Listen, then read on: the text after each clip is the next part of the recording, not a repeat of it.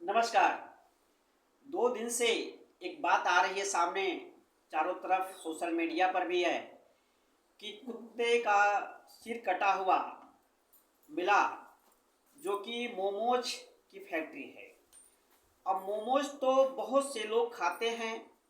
पहले लोग बहुत मोमोज नहीं खाते थे, इसको जानते नहीं थे। एक देहाती होता था फुलौरी, उसको लोग खाते थे। आज एक दूसरा रूप ले लिया है मोमोज, और उसके खाने वालों के शौकीन घर घर में हो चुके हैं। और एक बात और बताना चाहते हैं कि जो मांस खाने की प्रवृत्ति है, पहले हमारे भारतवर्ष में नहीं हुआ करती थी, चाहे वो हिंदू, मुस्लिम, सिख या ईसाई, क्योंकि सभी लोग मानव की जो सभ्यता है मांस नहीं खाने का, तो जो हमारी प्रकृति देती थी उसी को लोग खाते थे।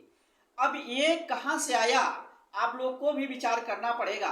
जहाँ तक मैं सोचता हूँ कि मरुभूमि मरुस्थल, यानी कि जो विदेशी लोग आए वो मांस खाने वाले लोग थे, क्योंकि वहाँ पे अनाज नहीं मिला करता था, इसलिए वो मांस खाते थे। और वो चीज़ जब वो यहाँ हमारी धरती पे आए, उस चीज़ को लागू किए, और यहाँ के भी लोगों ने स्वाद के लिए उसका इस्तेमाल करना शुरू किया।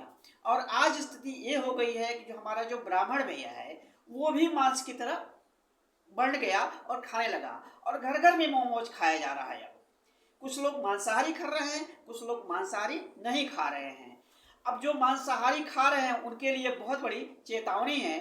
और कुत्ता जो अगर किसी को काट लेता है तो रेबीज का इंजेक्शन लगवाना पड़ता है, और वो भी अगर सही से नहीं लगा तो उससे गंभीर बीमारी हो जाती है। और कहते हैं कि वो बिजली कड़कने पे जो है कुत्ते की तरह भौंकने लगता है और मर जाता है। अब सोच लीजिए, कुत्ते के काटने से अगर ये बात हो सकती है, तो जो कुत्ते का या मांस मोमोज के द्वारा या होटलों में कहीं खा रहे हैं, तो आपके अंदर क्या गंभीर बीमारी नहीं होगी? निश्चित होगी। तो आप अपने अंदर कुत्ते की उस मांस से चेंज कर रहे हैं, गंभीर बीमारी का जन्म दे रहे हैं। तो जो भी लोग मांस को खा रहे हैं वो बहुत ही सावधानी बरतें। अब मैं तो एक चीज़ और आपसे कहना चाहता हूँ कि मैं करीब 30 साल पहले की बात बता रहा हूँ, 30-32 साल की, जब मैं क्लास 6 में पढ़ता था, तो हमारे एक अध्यापक थे श्री के.पी. सिंह जी, इंग्लिश हमको पढ़ाते थे। बापू इंटर कॉलेज पीपीगंज गोरखपुर में हम पढ़ते थे।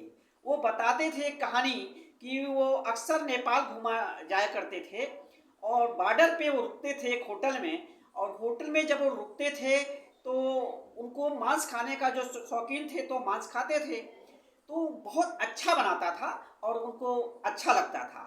तो जब भी घूम करके आते थे या इधर से जाते थे तो उसी होटल में रुकते थे। एक बार उनके दिमाग में आया कि मैं पता नहीं फिर आ पाऊँगा जल्दी कि नहीं आ पाऊँगा, चलो इससे पूछ लेते हैं कि कैसे बनाता है, और मैं अपने घर पे बनाऊँगा और खाऊँगा। तो उन्होंने, चूँकि बताना होटल में अलाउ नहीं होता है, लेकिन पैसे कुछ दिए वेटर को, जिससे उनको फार्मूला पता चले। तो बनाने वाले ने बताया कि जो कुत्ता होता है, जो उसका बच्चा पैदा होता है, उसी बच्चे को हम ला करके आपको बना करके खिलाए थे। अब वो सोचने लगे कि कुत्ते के मांस को मैं खा रहा हूँ और मुझे इतना बढ़िया लग रहा है। बहुत ही आश्चर्य में पड़े, और उन्होंने बताया कि उसी दिन से हमने मांस खाना छोड़ दिया, क्योंकि आज इतना बढ़िया स्वादिष्ट कुत्ते का मांस और हम अपने जीवन में खा रहे हैं, जो मनुष्य तन हमको मिला है, और इसका हम दुरुपयोग कर रहे हैं। बहुत ही गंभीर बात है। तो आप लोग भी जो मांस खा रहे हैं, सोचिए कि हमारे देश में नहीं था और हमने कहाँ से खाना शुरू किया, और गलत धारणा हमारी हो गई, किसी का जीवन नष्ट करके हम अपना जीवन बना रहे हैं, जो कि हमको भी धरती से जाना है।